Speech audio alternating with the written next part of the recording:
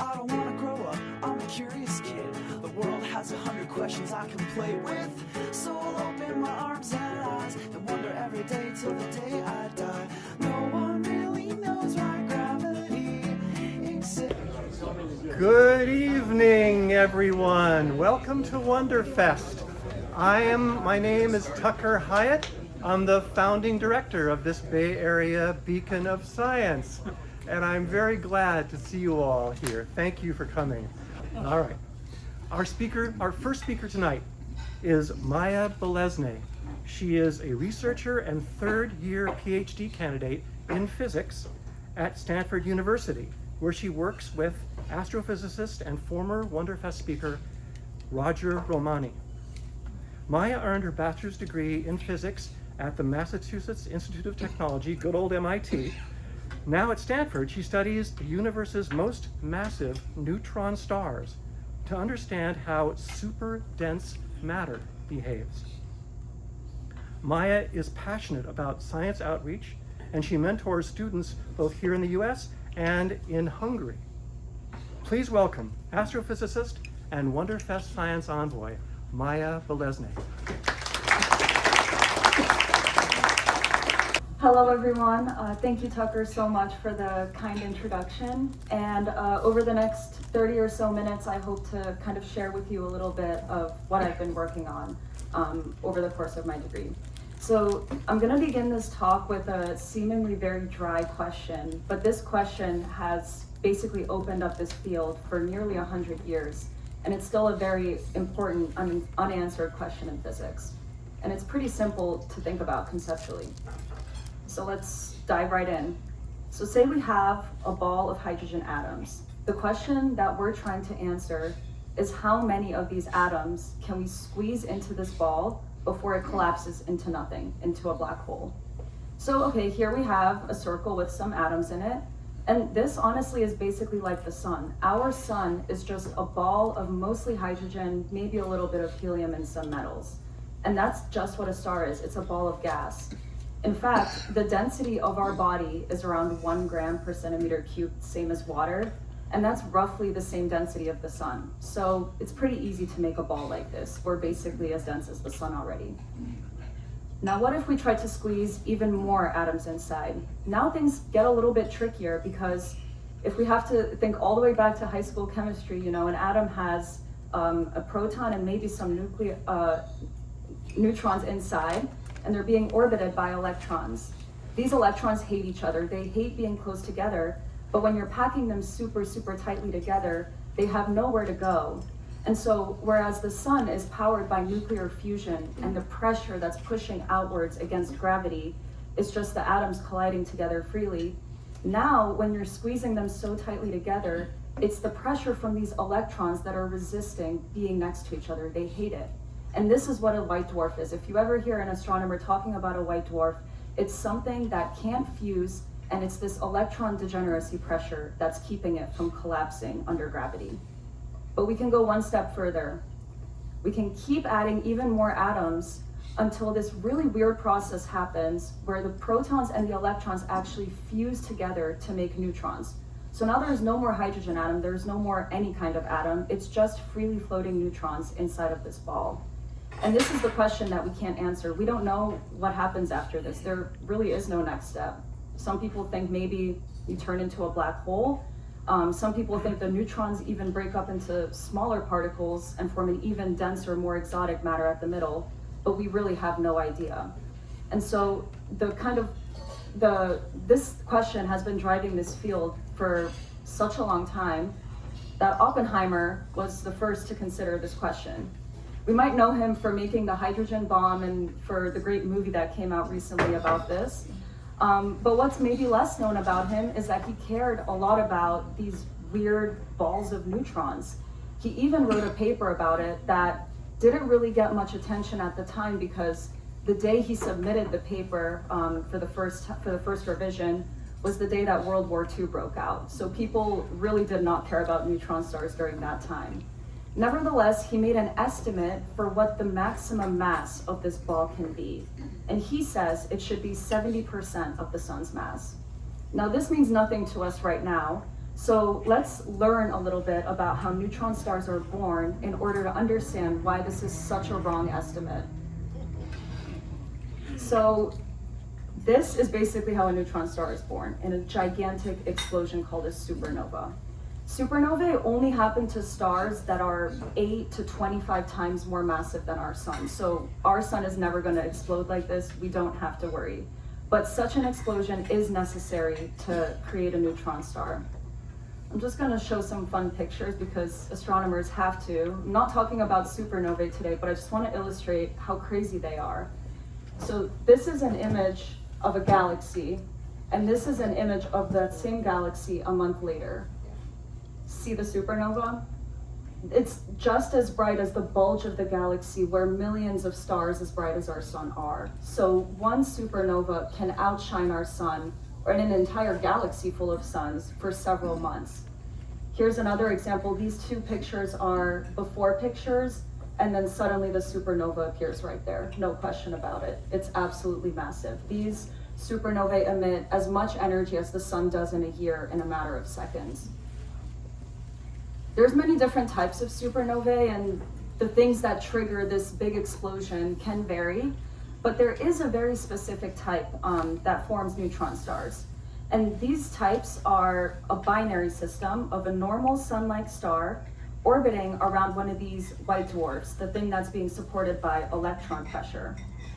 Now, over time, normal stars will evolve because they have to form heavier and heavier, they have to fuse heavier and heavier atoms in their cores, which kind of makes them become very red and puffy. And when they become puffy, they sort of start to spill matter over onto this white dwarf. Now we know that electrons can only push up against gravity for so long, so as more and more matter gets accreted onto this white dwarf, at some point the whole thing becomes unstable and you can't prevent anything but a collapse. Actually, 8 years before Oppenheimer, someone did this calculation for what the maximum mass of a white dwarf can be. Chandrasekhar estimated that they would be around 90% the mass of the sun. So this is the thing that comes before a neutron star. And this should already tell you why Oppenheimer was so wrong. You know, if you have the maximum mass of a white dwarf, right, and that white dwarf is to collapse into a neutron star, there's no way that the maximum mass of the neutron star can be lower than that of a white dwarf. It should be the opposite.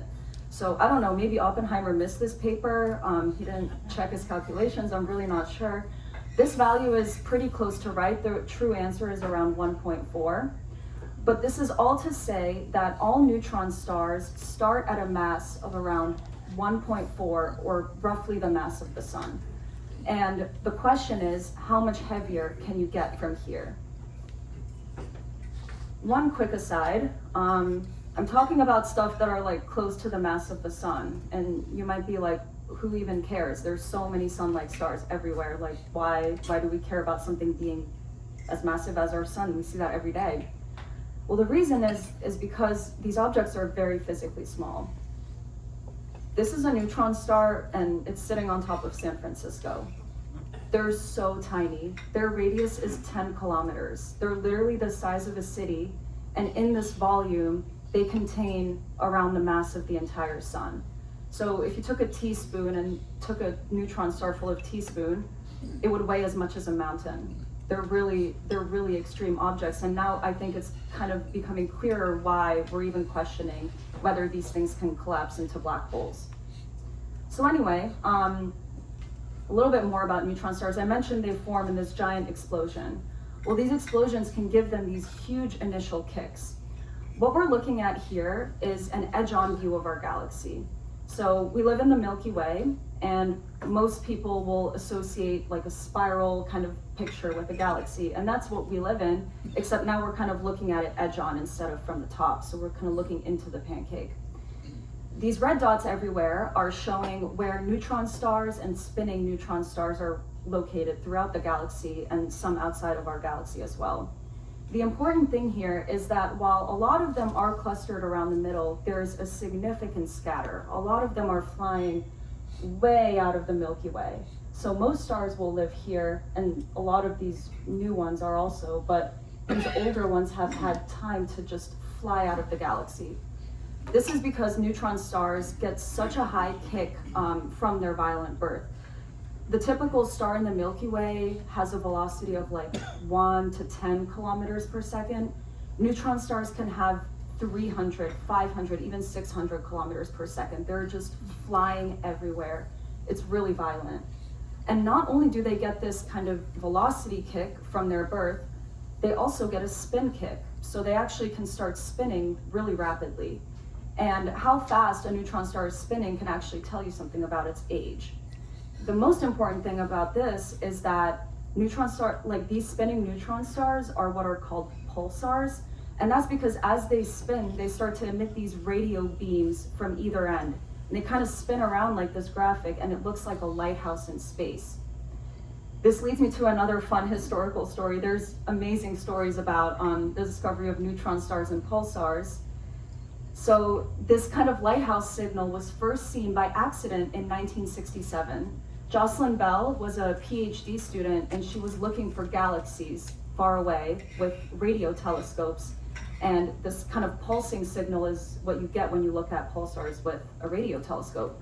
And she sees this periodic signal. It's kind of difficult to see, but it's here in her notes. There's these periodic peaks that are so perfect that they looked artificial. In her notes, Jocelyn wrote that this was the LGM signal, LGM meaning little green man. They thought it was artificial. And they, even in the paper, they published a couple sentences about this idea, because in the 1960s, it's either a Soviet satellite or an alien. They had no idea, and they were covering all of their bases. So they made sure to note that it was possible that this is an extraterrestrial artificial signal. It was not that, it was pulsars. Now, pulsars can spin at many different rates, so they can be spinning like once per day, maybe once every few hours, every few seconds, even every few milliseconds. This is intended to be an audio clip, but I don't think that's working. The visual kind of tells the story. What you're going to be seeing is kind of the pulse signal as they arrive from pulsars in real time. So here's kind of a slow example. I guess you can hear it on my laptop a little. So that's okay, it's pretty fast. I mean, it's crazy to think of a star spinning around like once per second, but they get much faster.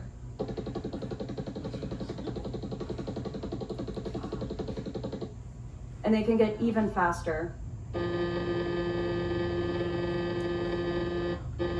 That annoying sound is because the pulsations are so rapid that our ears can't detect individual pulses anymore. It's very high frequency. Okay, there we go. That was always a struggle. Okay, another aside and another chance to show some beautiful pictures of some pulsars and kind of the environments that they live in. So the middle is the Vela pulsar. This one's famous because it's very bright and very complicated to understand. I personally don't study it, and I really don't want to, but it is very beautiful. And then all the way on the left, and then all the way on the right, this is showing the same thing. Here you're showing the kind of nebula. This is the sort of wind and dust that is in this supernova remnant environment that this pulsar was born in. This pulsar is actually pretty young. It's only around like 1,000 years old. So it's still in its kind of initial dusty location where it was formed. You might see there's kind of a bright star here and another one next to it. That's these two stars on this image, and here you can clearly see the pulsations. Yes? Is that in real time? So that's their actual frequency of pulsation?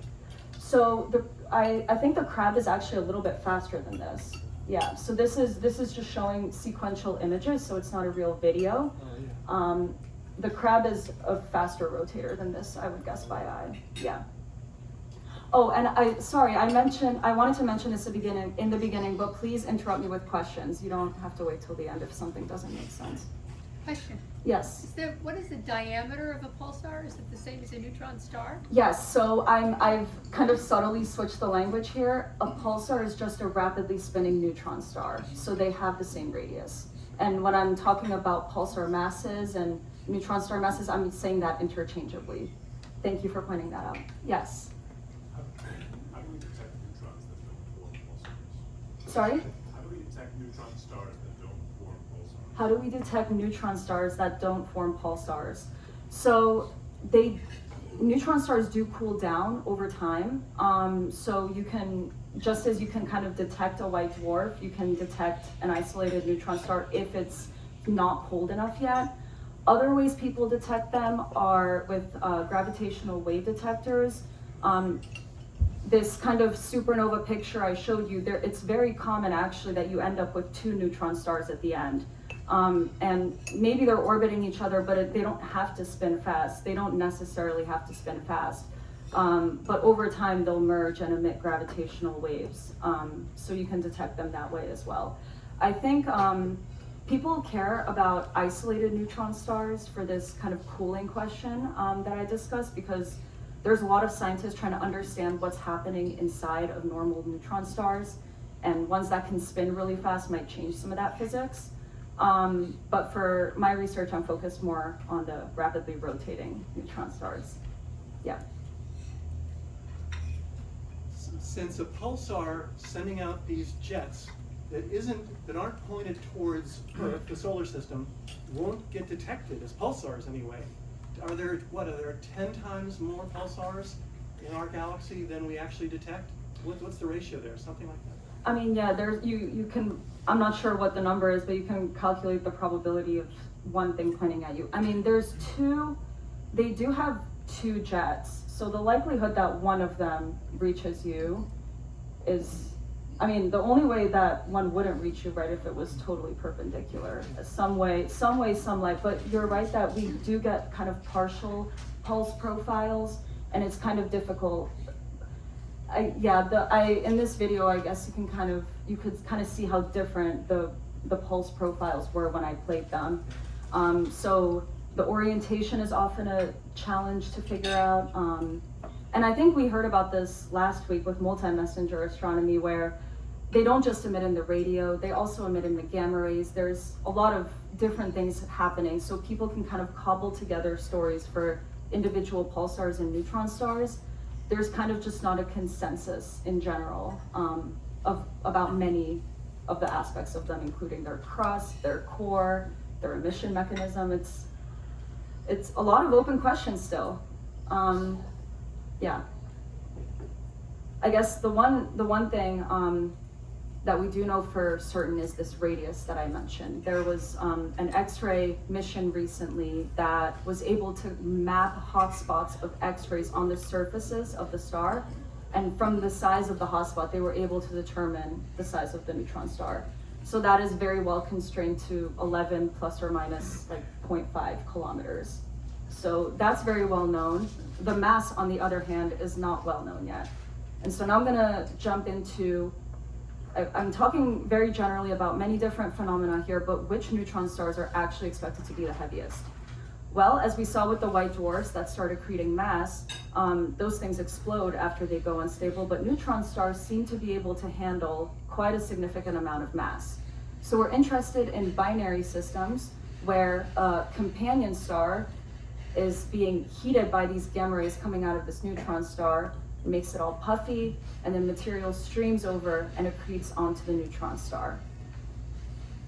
These systems are called spider systems. Not a fun name for anyone who has arachnophobia, but the idea of why they're called this is, you have a neutron star that's, although it's smaller physically, it's in mass way more heavy than the star that's orbiting around it. So it's like a giant partner with a tiny little thing flying around it. They also have magnetic fields that kind of look like spider arms. And so there's different classes of these objects like redbacks, black widows, and even titterans. And the idea is that, like a black widow, this thing is consuming its mate. And it's, again, unfortunate if you don't like spiders, but it is what it is. So for our research with Roger, we're targeting systems that are in these binaries. There's sort of other indicators that a pulsar has interacted with a companion for a long time. This image is just kind of intended to, it's an artist rendition, it's not real, but it's just kind of intended to show what is happening with this companion. there's invisible gamma rays coming off of this pulsar and hitting this so that it basically makes a fireball and material is just flying off of it. And this process can happen for millions, even billions of years. And so over time, this mass, if this thing were and this is kind of a bad example of this, but like in this example, when it's actively accreting, this slow trickle of mass over time allows the neutron star to grow in a stable way and not, buckle or not be able to accept all that mass. It's like if you dumped an entire star onto it, you might be giving it mass a little bit faster, but it won't be able to accept all of it. So it's these specific systems where another star is slowly being destroyed and that matter is being accreted onto the neutron star. This is a classic plot in the field. I hate to do plots, but it kind of illustrates this class of objects here. So every dot on this plot is some kind of neutron star. As you go from right to left, this x-axis is the spin of the neutron star. And then here this is telling you how much it's slowing down. So near the bottom, these things are not slowing down very much, and these ones are. And then in the red are all the binary systems. These are called recycled pulsars, and this is what we care about, because these, unlike the normal neutron stars or pulsars that got kicked into spinning but are slowing down over time, these ones actually got recycled by that binary companion orbiting around them, which is an indicator that the neutron star might be massive. That's an indicator to us because it's in a binary. Another more minor detail, they also have the lowest magnetic fields out of all of these, and low magnetic fields also seem to enable more efficient mass transfer, but it's not very relevant. The point is that we're looking at a very distinct class of objects down here in this corner. So this spin period is on order of milliseconds. Yes? Do the neutron stars get larger diameter, or do they just get denser? They just get denser. Yeah. Okay, with my remaining time, I'll just show two examples from my research about this. The first one's really fun because it's a very simple model. It's exactly what I just described. What we actually measure for these systems is not the neutron star itself, but actually the companion. So I mentioned multi-messenger astronomy. Neutron stars basically emit in every wavelength except the optical, which our ground-based telescopes are mostly using, and which I want to use.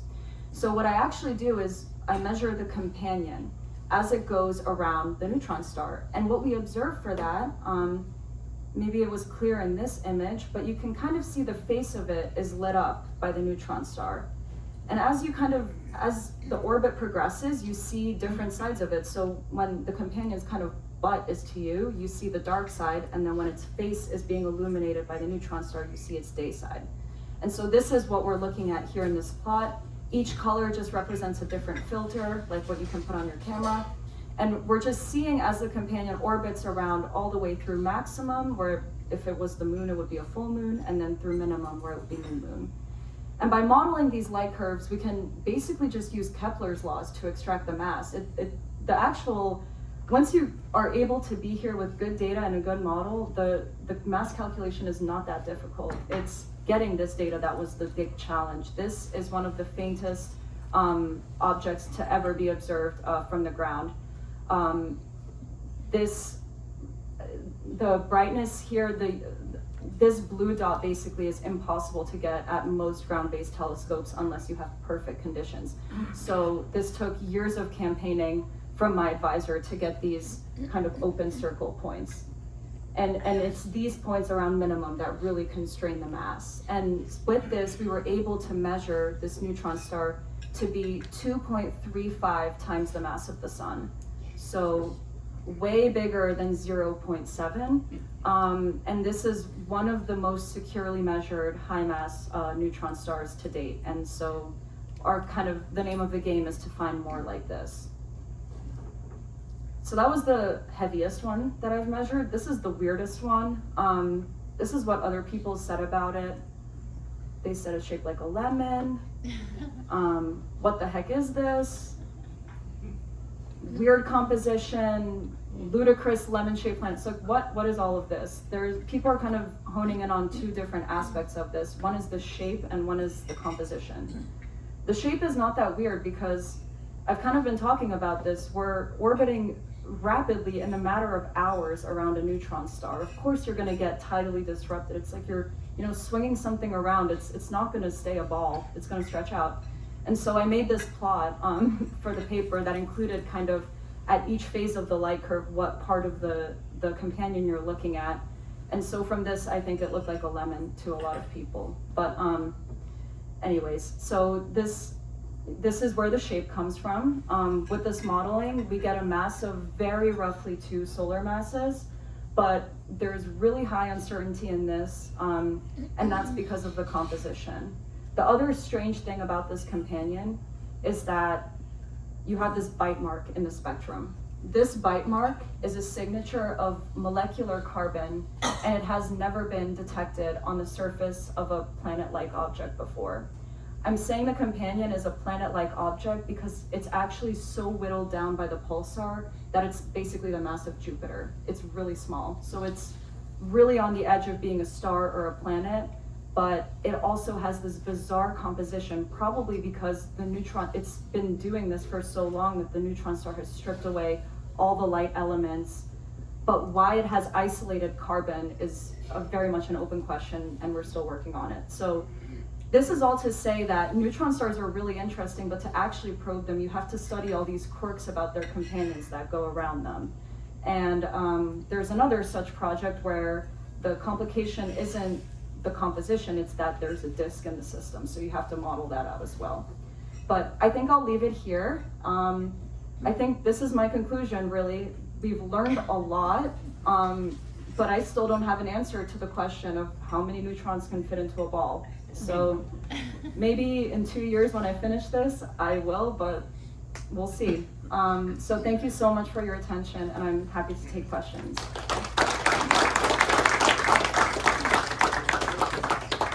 Yes?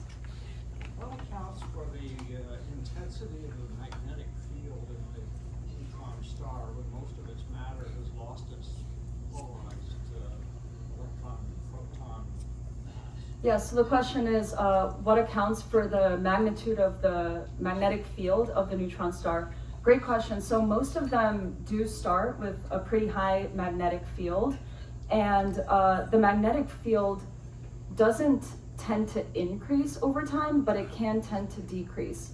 So with these Black Widow type systems that I was studying, for example, these have anomalously low magnetic fields for pulsars and neutron stars.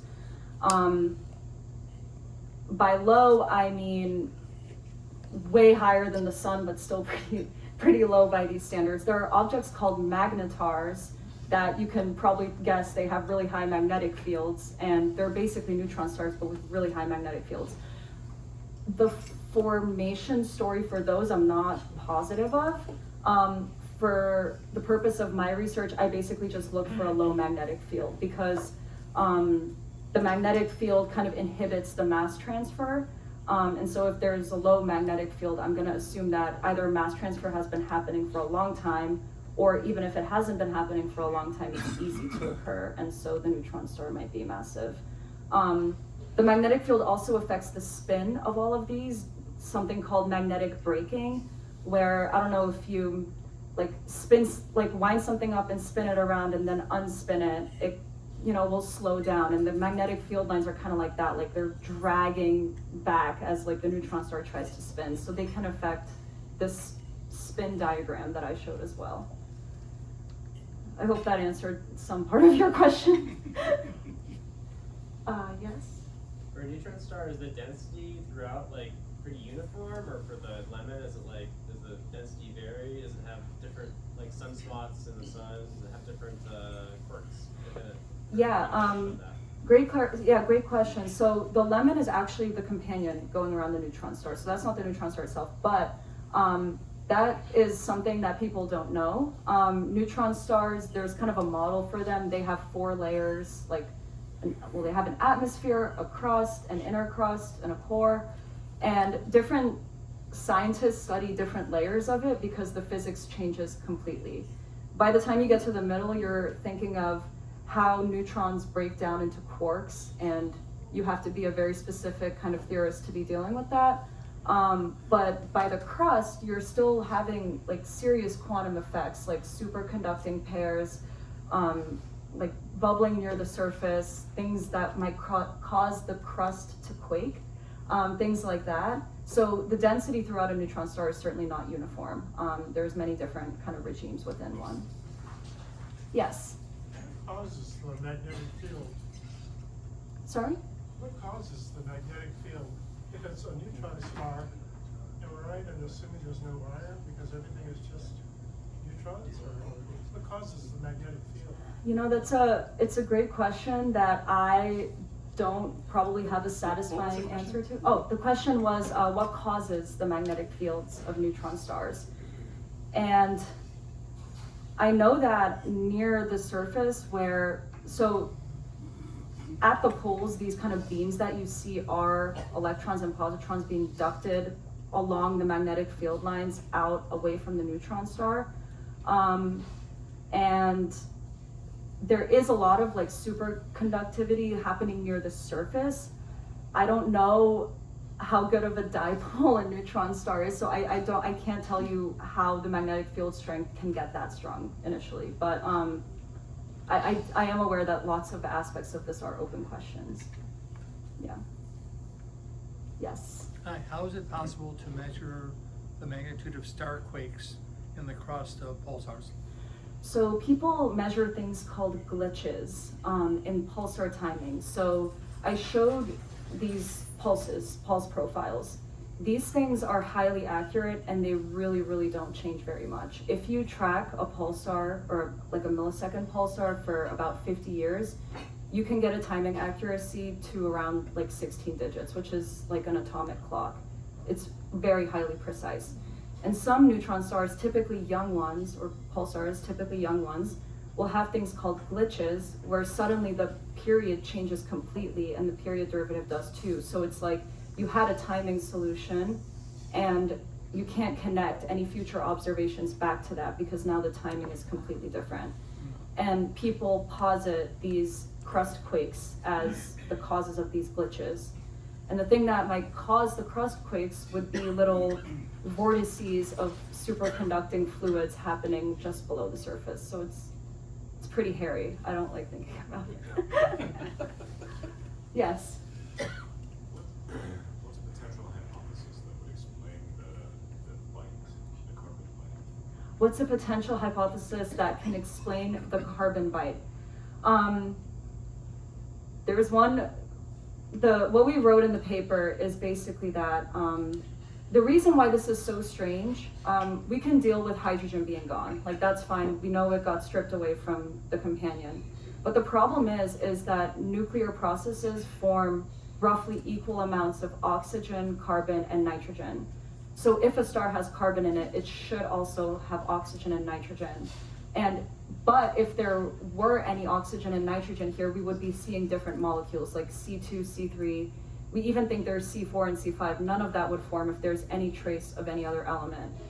The best story is that there was some kind of segregation event where this star is pretty cold. The base temperature is around 1,000 degrees.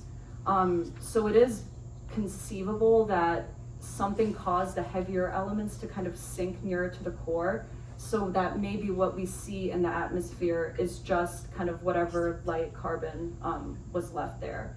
But it is like a fine-tuning argument and it's not a satisfying answer, and this is probably the most confusing aspect of this object.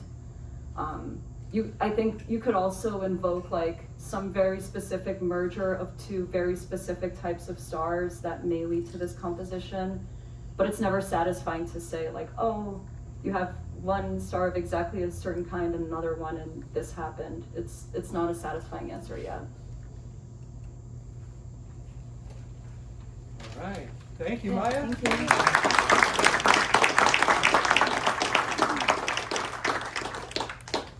Since our first Science Envoy took on J. Robert Oppenheimer, I can't wait to see what scientists our next Science Envoy will trash. This will be fun. Lawrence Mann is a researcher and fourth-year PhD candidate in vision science at UC Berkeley. Go Bears. Go trees too, though. Lawrence earned his undergrad degree in cellular, molecular, and microbial biology, wanting to cover all the bases here, at the University of Calgary in Alberta, Canada. Now at Cal, his research focuses on pathologies of the human retina. Outside of the lab, Lawrence hikes and snowboards and loves to travel. Please take a good look at vision scientist and Wonderfest Science Envoy, Lawrence Mann. Thank you so much, Tucker, for the introduction. Am I good on volume? You're good. All right. When was the last time that you looked up at the night sky and saw the stars, or looked at the majestic sea creatures in the ocean, or a glorious, beautiful mountain range? And who here loves watching sunsets? Anyone? Yeah? All right. If you don't, then I'd like to talk to you later about that. What I'm trying to say right now is that vision is a gift. Seeing is a gift. And it's a gift that I often take for granted. But unfortunately, 7 million people in the US live with visual impairments, and 1 million people are actually blind. So today I'm going to talk about a specific form of blindness called retinal degeneration. And of course, visual impairment sucks. It negatively affects our daily lives, where we can't read, we can't write, people can't drive. And today, I want you to appreciate your vision and also appreciate and understand that researchers out there are trying to do their best to tackle this issue of blindness. So before we can talk about blindness, we have to talk about how the eye actually works. So light enters the eye through the cornea, it passes through the pupil, and then the lens focuses light beams onto the retina itself. So our main character today is the retina. This is the neural tissue in the back of the eye that detects light and transforms it into neural signals, and then signals are sent to the brain through the optic nerve. If you go to the eye doctor, they're going to take some images, some pictures of your eyes and your retina. So right here, this is what an eye doctor would see when peering into your eyes. And if they have some fancy cameras, this shows a cross section. You're looking at the retina sideways. I'm going to talk about some key anatomical landmarks in the retina. So first of all is the macula. The macula is the central part of the retina, and it's responsible for our high acuity vision. And then within the macula is the fovea. And the fovea is, it's even more central, so it's responsible for our sharpest central vision. If we look at the cells and the layers in the retina, this is what we see. So this is a simple retinal circuit diagram where you have these photoreceptors, these purple cells.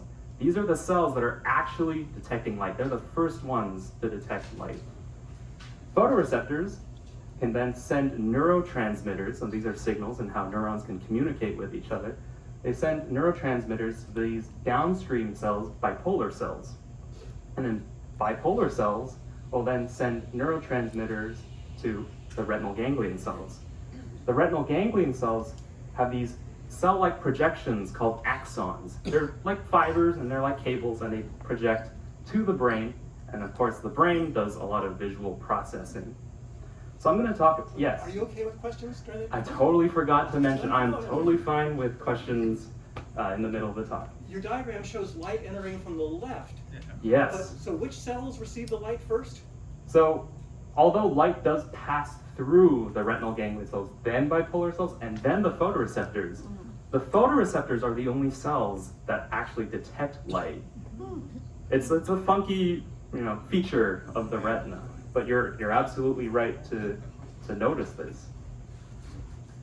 But I'm going to talk about the two kinds of photoreceptors that populate our retinas. First of all, there's this rod photoreceptor, and they're called that because of this rod-like shape as part of the cell. And rods operate under dim light conditions, like if we're looking up at the night sky or if we're in a dark room.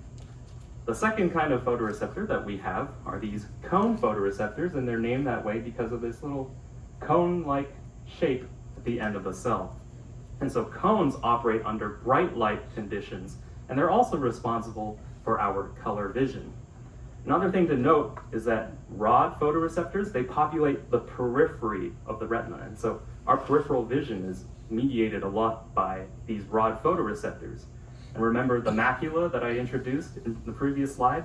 The macula being in the central part of the retina, and it's the part of the retina responsible for the central part of our vision. That's where cones are mainly located.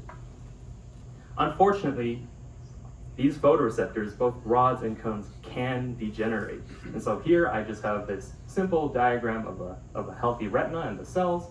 These are the rod and cone photoreceptors. In purple are these bipolar cells. In the gray are these retinal ganglion cells.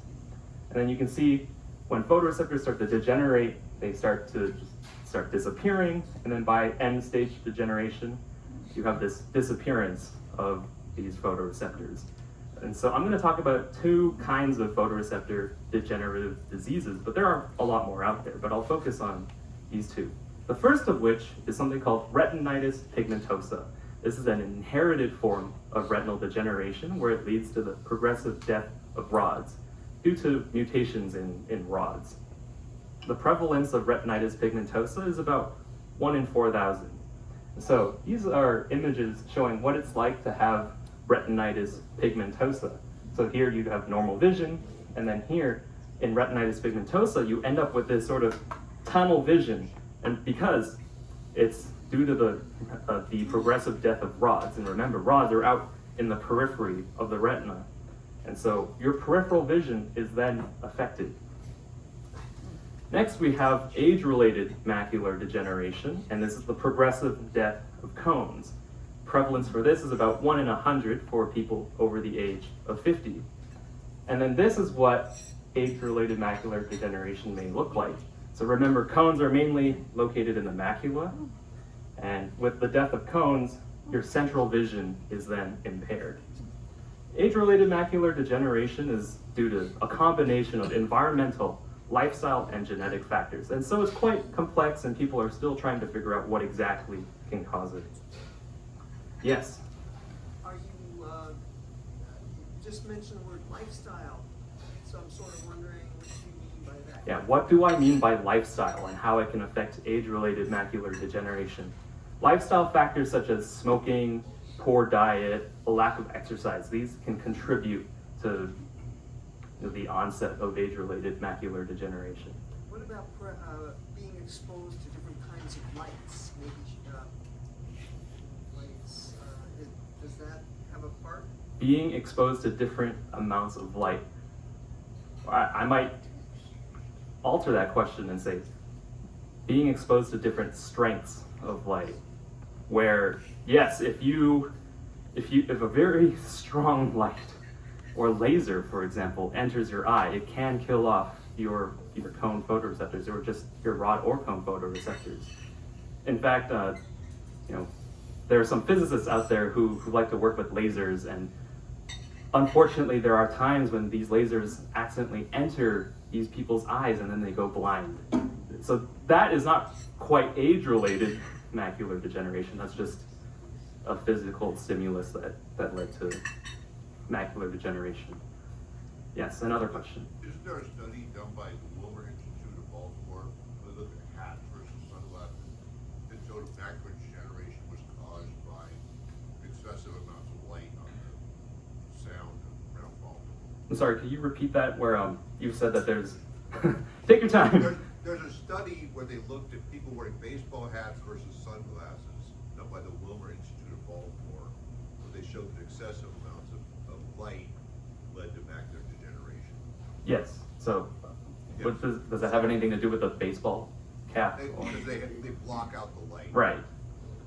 So yes, of course, excessive light. So fun fact about photoreceptors, and I think I should repeat the question, was how does blocking light protect photoreceptors, right? So photoreceptors, their job is to absorb these photons, but light is a little bit damaging. So when photoreceptors take light, essentially there are these molecules that are damaging, that are created due to a bunch of light. being absorbed by these photons, and these damaging molecules can then go attack the DNA, lead to mutations, and mutations will then lead to death of the photoreceptors. So the less light, the better. Another question. Is there any relationship between use over many decades of the old large cathode ray tubes and macular degeneration? The question is there a relationship between the use of cathode ray, like anode, like the old school type of screens, right? And very large ones. and sorry? Very large CRTs. And its relationship with macular degeneration. The answer is I don't know if anyone has done a study like that before. But I'm sorry, I don't have a satisfying answer for that. Okay. So unfortunately, yes, photoreceptor degenerative diseases exist, but there are vision restorative technologies out there, some of which are undergoing clinical trials. Question. Yes. In terms of dark adapted vision loss as we age, is that related to the physiology that you're referring to here? Dark adapted vision loss. What do you mean by dark adapted? Like, you know, when you get older, like it's harder to see at night, like Yeah, when you're driving. Yeah. That could be potentially due to just death of photoreceptors, just out in the periphery, maybe due to just age-related factors. Or more seriously, there are other kinds of blindness, maybe not degeneration per se, but people are born with something called congenital stationary night blindness, where in the dark they can't see very well. So are you talking about more so the age-related part or these inherited? More so age-related. Okay. That part, you know, just over time, our photoreceptors, they take up a lot of energy. And over time, when they use up a lot of energy, they're gonna kind of die quicker or die faster. So yeah, over time, when we age, I'm sorry, for those of you who are experiencing a little bit of night blindness where it's harder to see at night, like when you're driving or when you're in dark rooms, but yes, that's due to maybe some inefficiency of these photoreceptors over time. Thank you. Yeah. I have macular degeneration, and I get a shot in my eye every so often. At the beginning, all of a sudden, this would not be a square screen. It would go dip, dip, dip, dip, dip, dip, you know, and the letters would be like that. But what is causing the shot to make that go away? Okay, the question is that we have a fine young woman here in the audience who's asking, how do shots or eye injections help with macular degeneration? And I will ask a clarifying question. Do you have dry or wet age-related macular? It starts at wet and goes to dry. Yeah, so. And he said it could come back too at any time. Yeah, so with wet age-related macular degeneration, it's a subset of age-related macular degeneration, and I'm going to call it AMD from now, for short, so I don't have to say the full word from now on. In wet AMD, blood vessels penetrate into the retina, and, well, in adults, newly formed blood vessels are quite leaky. They leak blood into the retina, and that's not good because that kills off cells, that blocks vision. And so what can you do to stop blood vessels from even breaking into the retina? There are eye injections that are being done where these doctors, they're injecting molecules into the retina that stop the growth of new blood vessels. So that's what they're doing. They're called anti-VEGF, or anti-vascular endothelial growth factors. These stop the growth of new blood vessels, and by doing so, then you can protect the photoreceptors. That's a good question. Okay, I'll move on to some vision restorative technologies. So one kind of vision restorative technology is stem cell therapy, where you can take a stem cell and then you can coerce it and grow it into this newly born photoreceptor, and these are cones in this example. And then you can inject these cones into the retina, and then the hope is that these newly born cones and these cells will integrate into the retinal circuit to bring back vision. There are other ways to restore vision, but it doesn't involve the use of stem cells, but rather you're trying to evoke some sort of electrical stimulation to these bipolar cells in purple or the retinal ganglion cells in gray. So one approach is through the use of optoelectronics, where surgeons will surgically implant a chip into your retina. And patients have to wear these cool set of glasses that have a camera on them. And the glasses then will beam infrared light onto the chip to transfer information. That electrically shocks and stimulates the chip, and the chip will then shock and electrically stimulate the retina, and that can bring back some sort of sense of vision. Another approach is through the use of something called optogenetics. So what you do here is that you deliver some protein called channel rhodopsin, which is originally from algae. Humans don't have this. And when you shine light onto this protein is a channel. It opens up and it allows for current to pass through. And when current passes through and goes into the cell, that cell will then activate. So if you deliver these algae proteins into these cells, then light can then make them light sensitive now. So these originally weren't light sensitive, but now with channel rhodopsin proteins, they are now light sensitive, and then people can gain some sort of light sensitivity again. So vision restorative technologies rely on this downstream circuit remaining intact. But unfortunately, downstream surviving neurons, like the bipolar cells and the ganglion cells, they undergo structural and physiological changes, which is also known as remodeling. So remodeling, you can think of it as the retinal circuit going haywire, or it's corrupted. The cables aren't working anymore, or cells change their properties. But if you have leftover photoreceptors that are trying to provide some sort of visual signal into this haywired circuit, you can imagine that that information won't be processed through to the brain. And so remodeling can lower the efficacy of signals from leftover photoreceptors, and it can also lower the efficacy of vision restorative technologies. So from here on out, I'm going to show you some data and work that's been done in mice, in these mouse models of photoreceptor degeneration, where the photoreceptors have these mutations, and then these mice are going blind. So if you ever wondered what a retina, or this is a mouse retina, what it looks like, it's just, a millimeter in sort of diameter here. And what I'm about to show here is this video, a cross-section or a side view of the retina. What I want you to notice is that there is this layer of these tiny little circles up here. These are the photoreceptor cell bodies. And what you'll see is that over time, this layer will shrink and it'll disintegrate, it'll go away because the photoreceptors are dying. And then down here, this is where those bipolar cells and ganglion cells are living. And you'll see that this layering, this beautiful layering right here, it all goes to crap. So let's watch this video. So you see the photoreceptor layer is going away because they're all dying, and then the layers of the retina, it becomes all mushed, it gets distorted. So imagine trying to put a chip or give some optogenetic proteins into this sort of messed up retina. Vision restoration may not be so effective. So this is an example of morphological or structural remodeling. But what about the actual function or the physiology of these neurons? So we're back to this retinal circuit diagram where we have the photoreceptors right here. But in our mouse model, in my experiments, these photoreceptors are dead and they're gone.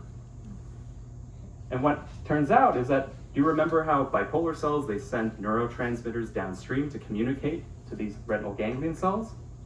It turns out that in the remodeled bipolar cell in the degenerated retina, there's less neurotransmitter being released compared to a healthy or normal bipolar cell.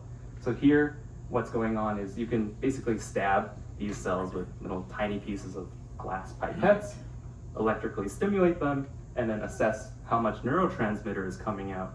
And so in retinal degeneration, these remodeled bipolar cells release less neurotransmitters. So imagine you were going to surgically implant a chip that electrically stimulates these bipolar cells, with the same amount of electrical stimulation, you don't get as much neurotransmitter release, which then can lower the effectiveness of these electrical chips.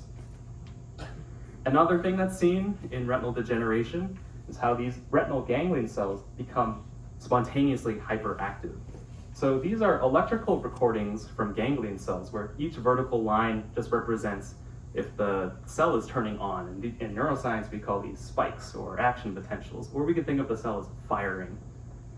And in the remodeled ganglion cells in retinal degeneration, you can see that there are a lot of these lines. There's a lot of noise. There's a lot of hyperactivity going on. And I'm going to use Tucker as an example here. Imagine if we had Tucker shouting into the microphone and just yelling nonsense. Shall I yell? Yeah. Okay, I'm yelling nonsense. Yeah, so keep yelling, keep More yelling. nonsense, even Yeah, more. keep going until I tell you to stop. It's a So imagine trying to listen to me, but you have all this noise going on. Okay, thank you, Tucker. Give it up for Tucker. Because of all this noise that's going on, if there's leftover signals coming from surviving photoreceptors or vision restorative technologies, that signal, like my words coming at you, those signals are masked over by this noise, which is bad.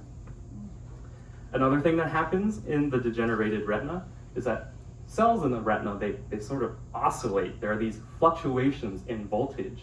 And so when voltage is high, this allows for ganglion cells to fire or turn on. And then, throughout this sinusoidal fluctuation, when you have these, when you're at these higher voltages, you'll get these spikes. And so you get these regular intervals of firing and hyperactivity. So this is part of the noise and hyperactivity that's going on in the retina.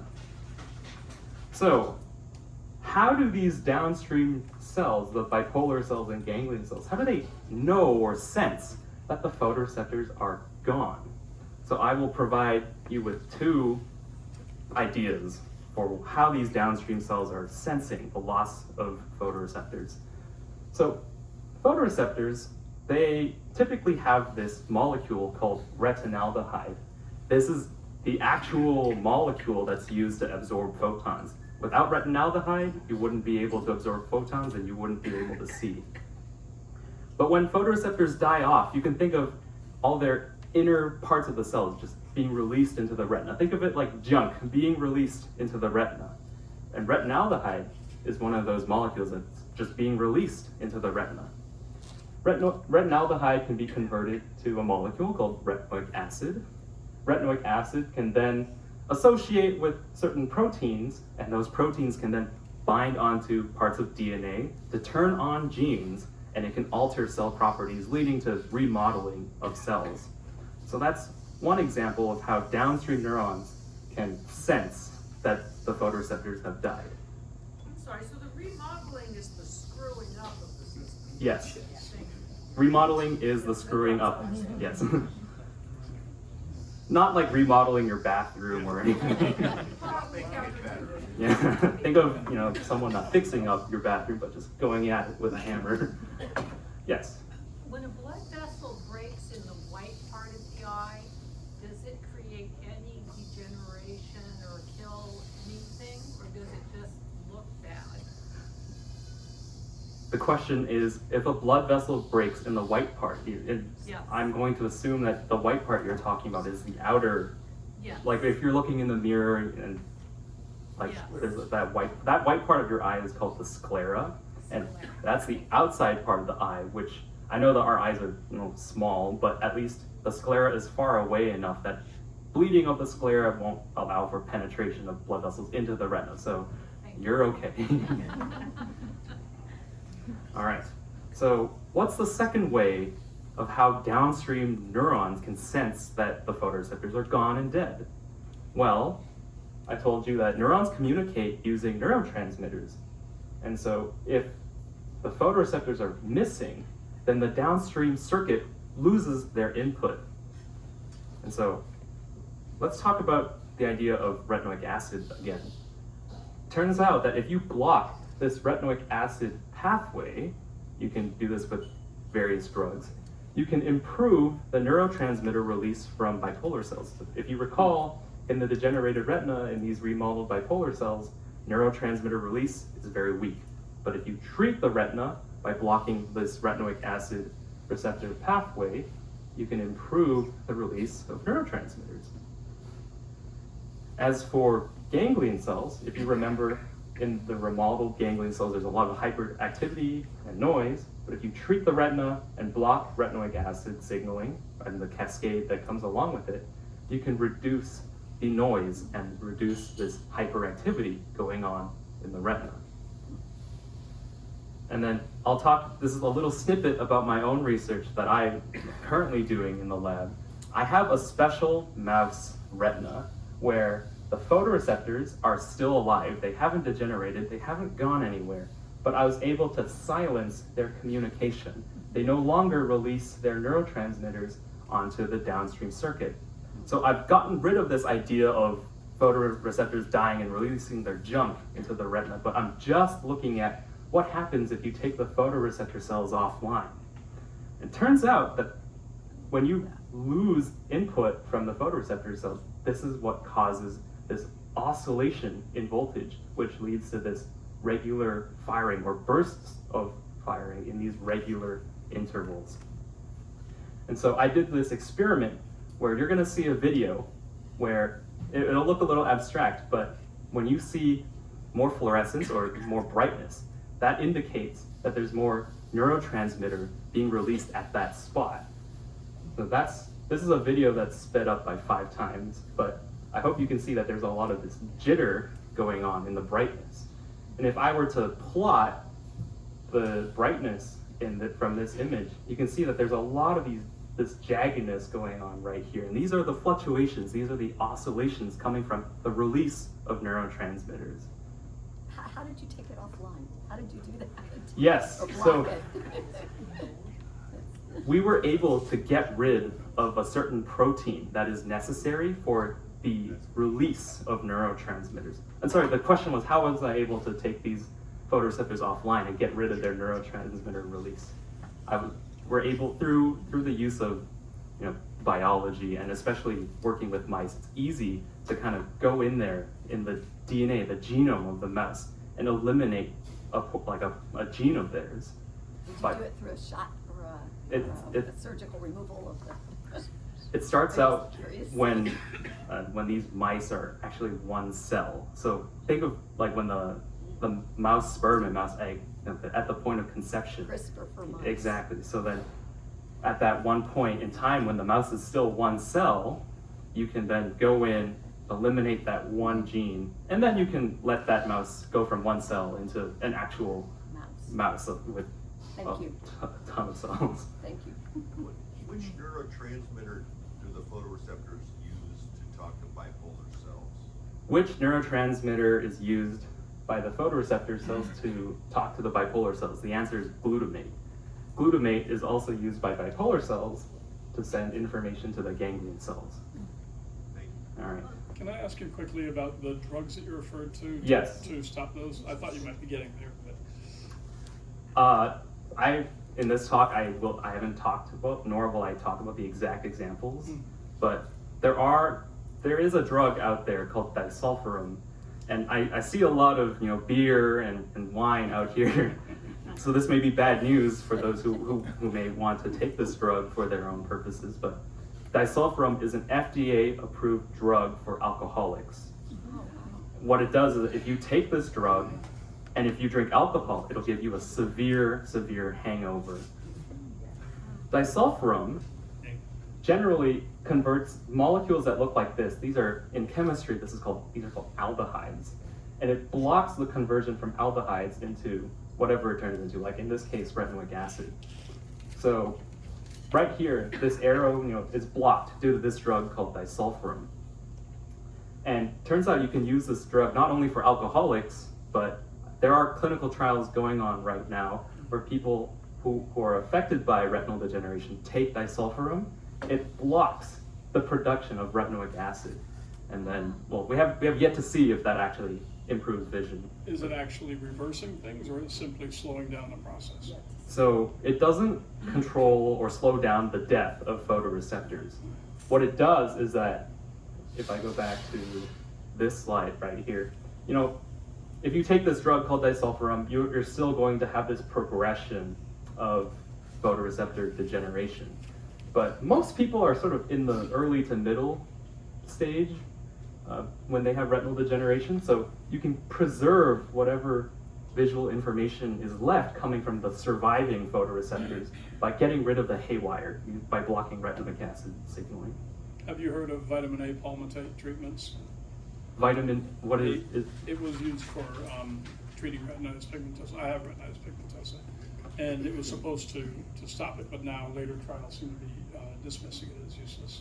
Yeah, from my point of view and from what I know, vitamin A is essentially just a precursor for this molecule called retinaldehyde. You can get a lot of vitamin A from carrots, and retinaldehyde, or having a lot of vitamin A to produce a lot of retinaldehyde, might not be protective, actually. So I'm not surprised by that finding that vitamin A doesn't help out at all. Yes? In the case of somebody who's born colorblind, do we know where the breakdown is in the communication or the Yes, so, ability to... okay. So for You can word it better. the question is, how do we, I'm trying to reform your question on, how do we know what's going on in color blindness, basically? Exactly. Color blindness has nothing to do with the death of cone photoreceptors. So what goes on is that, I'll try and simplify it. So we have three types of cones. We have, for just simple purposes, we have a cone that detects blue, one detects green, and one that detects red. So these are three types of cone photoreceptors that we have that are in the central part of our vision. For people who are colorblind, it's most commonly where the cones that detect red and the cones that detect green are, well, one of them isn't functioning well, or the protein that's responsible for absorbing that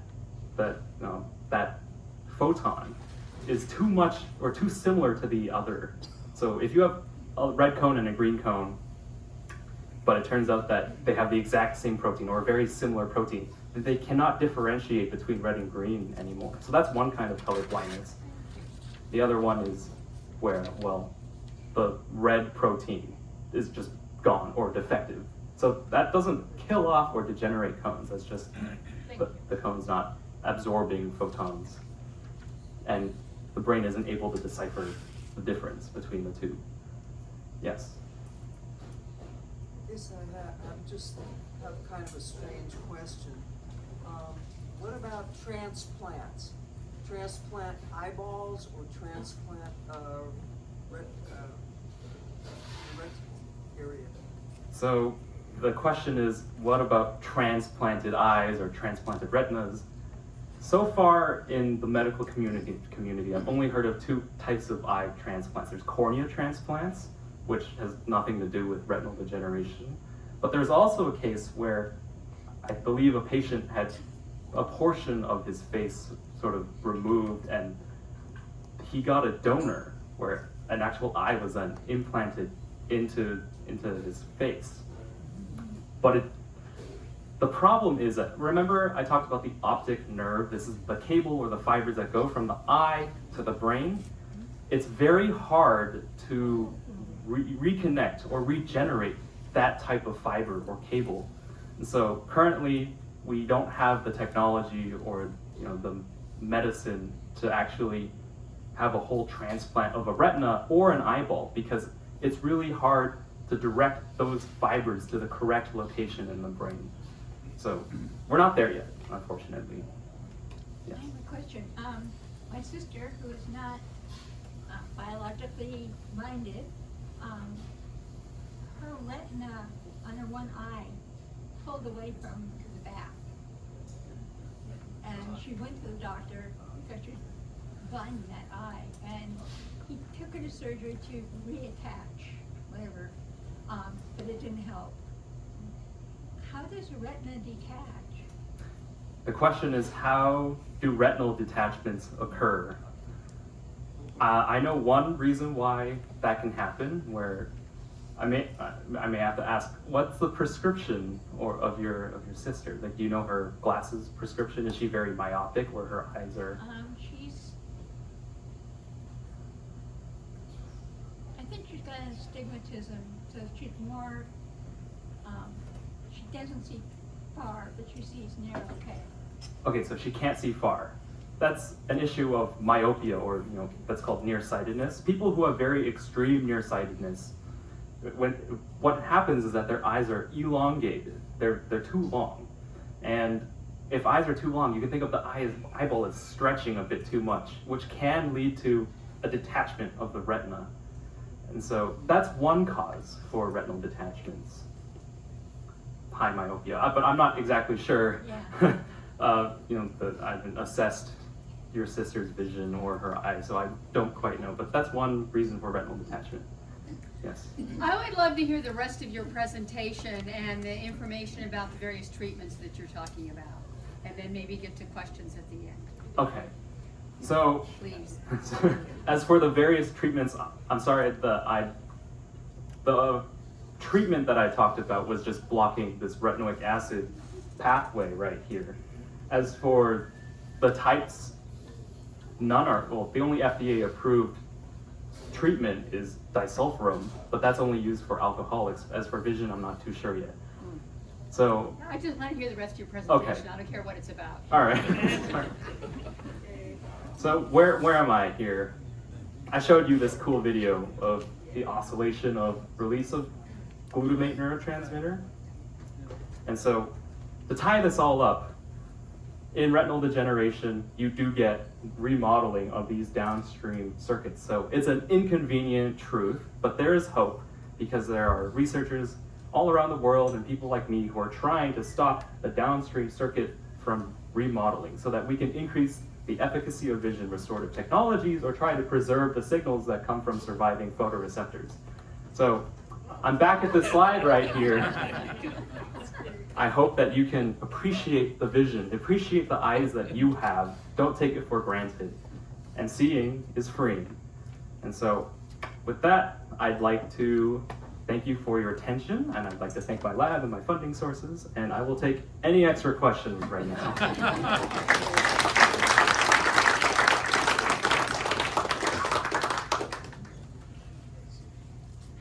Yes. So is the most effective kind of pathway to treatment trying to make sure that this back-end wiring is okay, and then you can put chips or whatever is needed? Like, your researchers aren't focused on rebuilding cones or rods, right?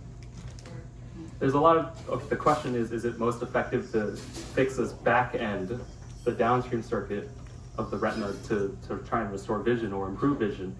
The answer is, we don't know. A lot of vision researchers try and do different things, like they try to inject the stem cells, they try and surgically implant the chips, or they try and deliver those algae proteins to make these non-light sensitive cells become light sensitive. It's like there's a wide spectrum, but a little factoid is that if people still have leftover surviving photoreceptors, usually surgical intervention is a bad idea, because you don't want to get rid of, or you don't want to risk losing these leftover photoreceptors. So for people who have no choice in this scenario, like they have nothing to lose, then they can usually get the surgical implant or get those eye injections that deliver those light-sensitive proteins to these cells. What causes MACTEL, and is there any work on that? Sorry, what causes MACTEL? What? Mactangelesia, it's another retinal disease. Yeah. Is it that? Sorry, I don't think I've heard of that one. Is it inherited or? That's what I was going to ask you. Sorry. The question was, what is MACTEL? M-A-C-T-E-L. And I personally have not heard of MACTEL, and that's a little embarrassing for me as a visual neuroscientist. I'm sorry. Telangiectasia, where you have excess growth of blood vessels? As for that, Is that what you're referring to? Yes. Telangiectasia. Yeah, right. I unfortunately have zero knowledge about that type of disorder. Okay. Yes. Yeah, I'm particularly interested in that a very specific kind of loss of nerve function that leads to that staticky elevation of that static condition, or that pulsating. Oh, all that noise. The and noise, yeah, yes. that's elevated with the loss of function. Is it possible to think about that in an analogous way to the loss of certain specific kinds of sensory nerve function in the cochlea, for example, that leads to loss of hearing, and as a result of loss of hearing, you've got your tinnitus, your ringing in the ears, which is another kind of staticky kind of noise that takes the place of the loss of function. Does that make any sense as Yes. an analogy? It is an analogy, because if in tinnitus you have a lot of noise going on, you think back to this slide where you have a bunch of noise going on in the retina, it's the same. But there's a lot of compensatory elevation of the noise to take the place of what's being lost somehow. That's a very good insight, and that's actually what I'm researching. I think a audiologist explained that to me once.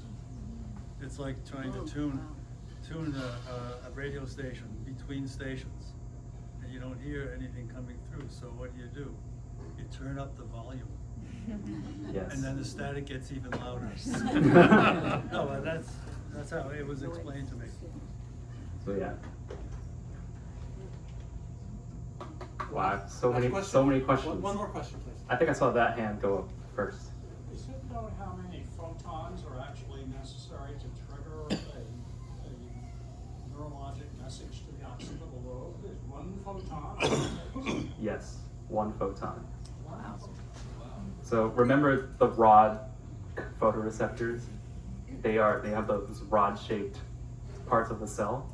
One photon can lead to a perception. That's how sensitive the rods are. And you would have to make sure the person is dark adapted, in order for those rods to be operational. But great question. I'm going to ask you to forgive me and know that these speakers will probably remain for a few minutes after the formal presentation ends. But I want to ask Maya to put her microphone back on, and you to stay with your unmuted and unmuted likewise, because in previous Ask a Science Envoy presentations, many audience members have told me they enjoy hearing a little more personal story from the envoys. And so I'm going to ask nothing too personal here, but how about your stories regarding your affection for your science? When, if you can describe it, was there a moment in your life, a phenomenon that led you to be the kind of student and future scientist that you are? Whoever wants to go first, please be brave. I'm still muted. Okay, I can go first. When I was 11, and even before that, growing up, I was nearsighted. I needed glasses. But when I was 11, I went to the eye doctor, and I got prescribed these special types of contact lenses. These are hard contact lenses that flatten your cornea. And by flattening the cornea, it reduces the sort of refractive power of the eye. So I wear these contact lenses overnight, and in the morning I take them off and I can see. And to this day, I still wear them. Wow. And growing up, I broke my lenses a lot, or I outgrew them, or I had to get a new one, so I always had to go visit the eye doctor. And I thought to myself, wow, being an optometrist or eye doctor seems like a very cool profession. And so I started working in optometry clinics. I was the person that was measuring your eye pressure, or I was taking photos of your retinas, or asking you silly questions like, what are you seeing? Do you see like a circle popping out? But in undergrad, in Canada, not only was I working in the clinic as an assistant for optometrists, but I also wanted to dabble in eye research. So in undergrad, I started researching these novel and new kinds of light-sensitive proteins in tadpoles and frogs, frog tadpoles, and looking at when these proteins would appear in the retina. And I did a lot of cool imaging through microscopes. And I remember late at night like, what am I doing at a lab at 2 a.m.? It turns out I was there because I loved what I was doing. I loved the joy of discovery. I got high off of the joy of discovery. And I thought to myself, science is the path for me. Not to, harp against people going to the clinic and doctors. We need doctors, we need ophthalmologists, we need optometrists. But for me personally, I enjoyed going to the lab so much more than going to the clinic. And that's why I'm pursuing my PhD. Thank you. Maya, will you come over towards the camera too, and please unmute yourself? Yes, I fear I'm not as inspiring as you. I really always liked math and physics. I think that always came easiest to me in school as someone whose first language was not English. And I also really loved space. And for physicists, people there's this path that people go through where when you first get into physics, you're so excited about space and trying to discover it, and then you take your quantum mechanics classes and you get all excited about that. And I just never forgot about space. And I began undergrad with the intention of studying physics, and it was really the availability of professors who were willing to take on a first-year undergraduate to do research for them that kind of got me trapped in this kind of space bubble. And so I never done any neutron star research in undergrad. I worked on many different things, but not this. And when I came to Stanford and Roger pitched his idea to me, I thought it was so great because while I talked about a lot of confusing things that even I don't fully understand, I think it's really satisfying that I can make a measurement and potentially answer a really long-standing question in physics. We told them about we told a group of theorists about this 2.35 solar mass neutron star, and they were so mad because it doesn't work with their theory, and now they have to do it. And I don't have to worry about that part. I can just make measurements, and I think it's really satisfying that you can sort of look into space, and whatever is there to be seen. You don't have to make an experiment. You don't have to do anything. You just have to look and find it, and I really like that. That's awesome.